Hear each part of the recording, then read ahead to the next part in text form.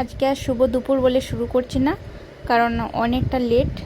তো দেখো কী দিয়ে খেলাম। আজকেও শুশুনি শাক আছে, পটল ভাজা, আলু ভাজা, ঝিঙে আলু পোস্ত, আর হচ্ছে চিকেন, আর এদিকে চাটনি, আর দই আছে। দইটা শেষে মানে দিয়েছে মা আর কি, তখন আমি এগুলো স্টার্টিং করলাম। তো যাই হোক, আজকে আমি অনেকটা লেট হয়ে গেছে, মানে খেয়েছি অনেক লেটে। আবার ভয়েস দিতে যাব, সে সময় আমার একটা ফোন চলে এসেছিলো, যে কারণে আমি ভয়েসটা দিতে পারিনি। তো শুরু হয়ে গেল খাওয়া আমার। হ্যাঁ, আজকে বিবাহবার্ষিক উপলক্ষে, মা আর বাবার বিবাহবার্ষিক, সেই উপলক্ষে আজকের খাবার। তো সেরকম কিছু হয়নি। এবারে তো আমি অসুস্থ, তাই মা ওদেরকে কিছু করে দিতে পারিনি। তাই মাও এই টুকটাক নিজে যা পেরেছে করেছে।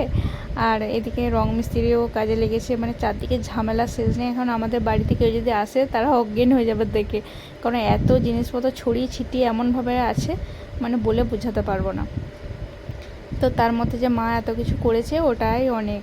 মাকে বললাম যে একটু পায়েস করো, তো মা বলছে যে না, আর পায়েস করার আমার সময় নেই, আমাদের আর অত কিছুর দরকার নেই।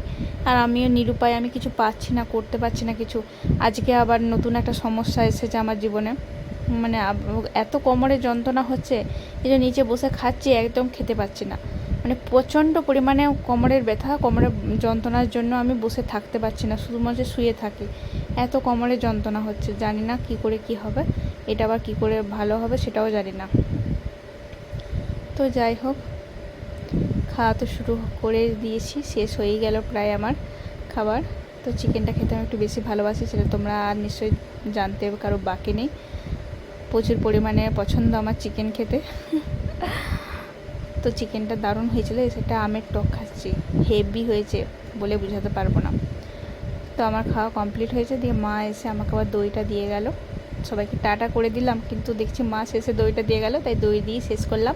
তো চলো, সবাই ভালো থেকো, টাটা।